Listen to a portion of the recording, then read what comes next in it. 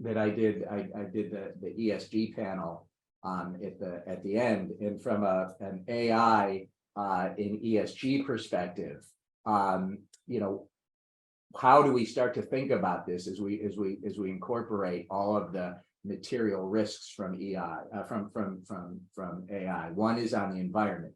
I mean, the computing power for AI that is needed is something like 10 times what other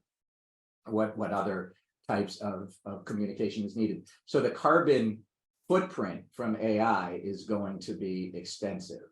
And that is a real issue that we're going to have to deal with from an environmental perspective. And when it comes to carbon taxes and greenhouse gas emissions, all of that is going to be an issue.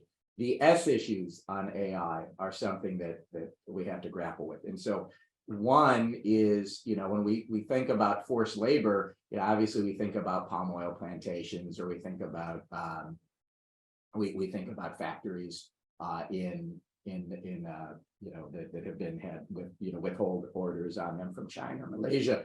But if you think about it, you know, how does the computer know when it asks you what is the when the computer asks you to make sure you're not a bot? Okay, which of these 9 pictures, how many of them have a truck in it?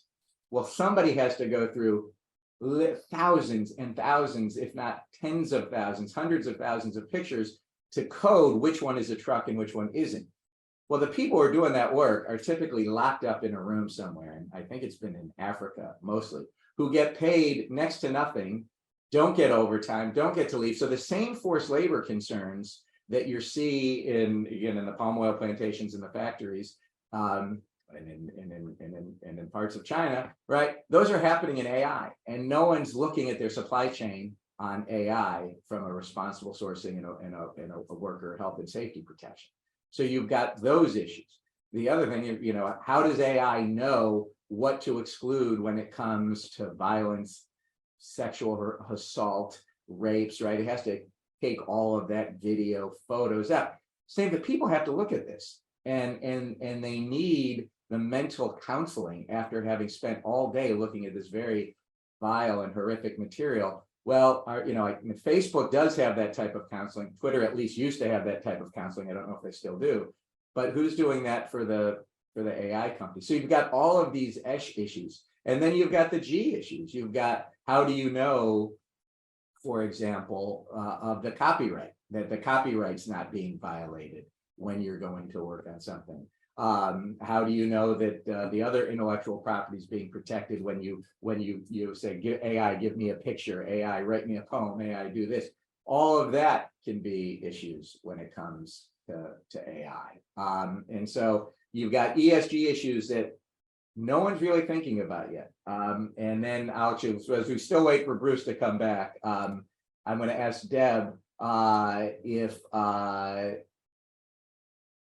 how governments here are starting to think about AI using your digital framework, your digital trade expertise as a framework.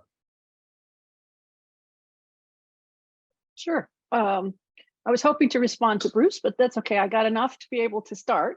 Okay. You know, I think that the freak out that he's describing obviously is not just confined to the US, it's all over the place. I think it's a little less of a concern at the moment in some markets across Asia than it is in others. No surprise. Obviously, we have very different digital landscapes across most of Asia. And I'm using Asia quite broadly, Northeast Asia down through Australia, New Zealand, for example. So we have real different orientations towards digital in general, and certainly different capacity to either engage in digital technologies by companies, but also to engage in digital technologies by government officials. So we have incredibly varied, as I'm sure everyone on this call knows, incredibly varied understanding across the region, particularly on the government and regulatory side. So this is going to create some real challenges for companies that are trying to figure out what the potential regulation might look like. So one issue is, again, the sort of variation in the level of concern. I think increasingly, as with all of us, governments are aware that there is this thing called AI, that it might be terribly disruptive, that it affects lots of things. But there is, I think, still a lack of understanding among many government officials about what that means. What exactly is the threat? What exactly are the opportunities? How likely is it that their companies and their citizens will be harmed by this activity, whatever it is? How likely is it that they will receive economic benefits, especially? So obviously varying levels of concern. And I think if we look at the who, the what, and the how, the who is a challenge. It's not just in the United States that who is a challenge. In other words, if you wanted to do something about AI and you wanted to do some kind of new regulatory or legislative approaches to manage AI and mitigate potential risks or harms that come from it, who would do that? Some governments in the region have digital ministries or digital agencies that have already been tasked, clearly been tasked, with managing digital for the government as a whole, or at least managing big chunks of the digital economy agenda. That makes it a bit easier for them to potentially regulate around AI because they're already structurally set up to do so. They have for example, a digital economy minister or a digital economy ministry who could think about various issues related to AI, digital, and the broader economy. There are other governments that don't have this. And so digital ends up being scattered across multiple ministries, multiple agencies with no clear orientation for this. And this is a challenge. So the who is an issue. Who would regulate, even if you wanted to regulate? The what are they regulating is still unclear. And again, we have huge variations in this, from say Korea, which Korea was a very early, they had a very early focus on digital. And they began a long time ago, actually structurally organizing their government to think about digital issues of all kinds, everything from internet addresses to the operation of the internet to sectoral specific regulations for digital. So the Koreans have been at this for a very long time. They clearly see issues around AI. They are structurally set up to be able to do something about that. I think they are likely to regulate in the near term. And so that will be interesting to watch. The Japanese, less so.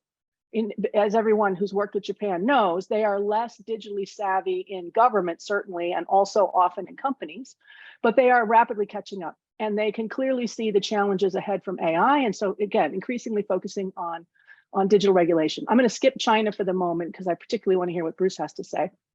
And others. Deb, we've got Bruce back. He's back. So excellent. We'll pause. Can I just make one more sentence? Yeah, one more. Let me make one more sentence and go back to Bruce. What I was going to say was ASEAN, the members of ASEAN, of course, Singapore being a bit of an outlier within ASEAN on digital in general, but ASEAN also increasingly keen to do this, but their capacity is significantly less. And so they're more likely to copy and paste regulations from elsewhere. So we have a who problem in Asia, which we can discuss further.